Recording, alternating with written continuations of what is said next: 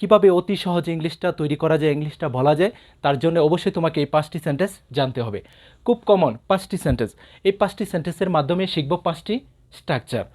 এই 5টি স্ট্রাকচার যদি ফলো করতে পারি আমাদের পক্ষে আজকের পর থেকে শত শত বাংলা কথা ইংলিশে বলা সম্ভব হবে। যখন এই ধরনের কোনো একটি কথা বলি যে আমি কোনো একটি কাজ না করে কি পারি না, আমি না করে থাকতে পারি না, অথবা আমি না খেলে থাকতে পারি না, আমি না খেয়ে থাকতে পারি না, এই ধরনের কথা যখন বলবো যে কোনো একটি কাজ না করে থাকতে পারি না আমি, সেই ক্ষেত্রে বলবো I can not but. I can not but এরপরে এখানে শুধু ভার্বের একটি প্রেজেন্ট রূপ ইউজ করব, যেই কাজটা কি না করে থাকতে পারি না। I can not but go, আমি না গিয়ে থাকতে পারি না। I can not but play, আমি না খেলে থাকতে পারি না। I can not but sleep, আমি না ঘুমিয়ে থাকতে পারি না। I can not but eat, আমি না খেয়ে থাকতে পারি না। Okay, I can not but go, আমি না গিয়ে থাকতে পারি না। I can not but play, আমি না খেলে থাকতে পারি না। I can not but sleep, আমি না ঘুমিয়ে থাকতে পারি না। I can not but eat, আমি না খেয়ে থাকতে পারি না। যেই কাজটা না করে থাকতে পারি না তার প্রেজেন্ট রূপটা শুধু এখানে বলবো। এখানে তুমি আইয়ের পরিবর্তে যে কোনো সাবজেক্ট ইউজ করতে পারো। He can not but go, সে না গিয়ে থাকতে পারে না। You can not but go, তুমি না গিয়ে থাকতে পারো না। We can not but go, আমরা না গিয়ে থাকতে পারি না। ওকে, নেক্সট, যখন বলবো কোনো একটি কাজ না করে কি থাকতে পারতাম না অতীতে, সেই ক্ষেত্রে বলবো I could not but. I could not but go, আমি না গিয়ে থাকতে পারতাম না। I could not but play, আমি না খেলে থাকতে পারতাম না। I could not but sleep, আমি না ঘুমিয়ে কি থাকতে পারতাম না। I could not but eat, আমি না খেয়ে থাকতে পারতাম না।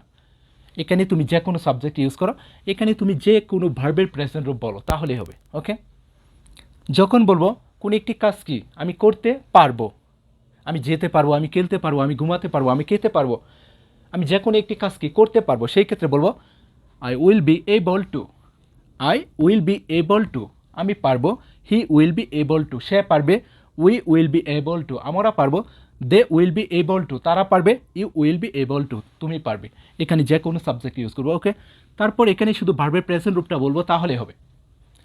I will be able to go, আমি যেতে পারবো। I will be able to play, আমি খেলতে পারবো। I will be able to sleep, আমি ঘুমাতে পারবো। I will be able to eat, আমি খেতে পারবো। ওকে, যেই কাজটাই করতে পারবো তার প্রেজেন্ট রূপটা শুধু এখানে বলবো তাহলে হবে।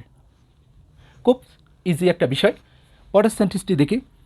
যখন বলবো আমার কোনো একটি কাজ করার কি প্রয়োজন, অথবা তোমার কোনো একটি কাজ করার প্রয়োজন, সেক্ষেত্রে এখানে আয়ের পরিবর্তে যে কোনো সাবজেক্ট ইউজ করবো।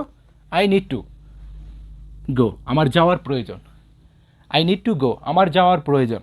আই নিড টু প্লে, আমার খেলার প্রয়োজন। আই নিড টু স্লিপ, আমার ঘুমানোর প্রয়োজন।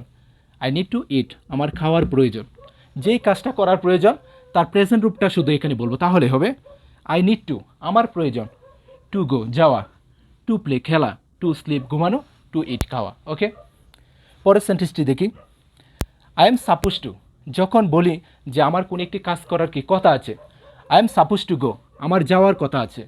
I am suppose to play, আমার খেলার কথা আছে। I am suppose to sleep, আমার ঘুমানোর কথা আছে। আই এম সাপোজ টু ইট, আমার খাওয়ার কথা আছে। এখানে তুমি যে কোনো সাবজেক্ট ইউজ করো। He is, you are, we are, they are, Kamal is, I am. Okay, যে কোনো সাবজেক্ট ইউজ করবা তার সাথে এম ইজ আর থেকে এম ইজ আর এদেরকে তুমি ইউজ করবা কি সাবজেক্টের সাথে মিলিয়ে। তারপর সবার সাথে হবে কি সাপোজ টু, যখন বলবো কোনো একটি কাজ করার কি কথা আছে। You are suppose to go, তোমার যাওয়ার কথা আছে। He is suppose to go, তার যাওয়ার কথা আছে। Kamal is suppose to go, কামালের যাওয়ার কথা আছে। I am suppose to go, আমার যাওয়ার কথা আছে। যেই কাজটা করার কথা আছে তার প্রেজেন্ট রূপটা এখানে বলবো। এখানে এই 5টি সেন্টেন্সের মধ্যে সবার সাথে হবে কি ভার্বের প্রেজেন্ট রূপ। ভার্বের যত মূল রূপ রয়েছে তুমি গো, প্লে, স্লিপ, ইট এর পরিবর্তে বলবা তাহলে হবে। এখানে তুমি যে কোনো সাবজেক্ট ইউজ করো তাহলেই নতুন নতুন সেন্টেন্স হয়ে যাবে। যদি এই ক্লাসটি ফলো করতে পারি আমাদের পক্ষে সহজে ইংলিশটা তৈরি করা সম্ভব। যদি ক্লাসটি ভালো লাগে অবশ্যই একটি লাইক দিয়ে দিও। ওকে, বেস্ট অফ লাক।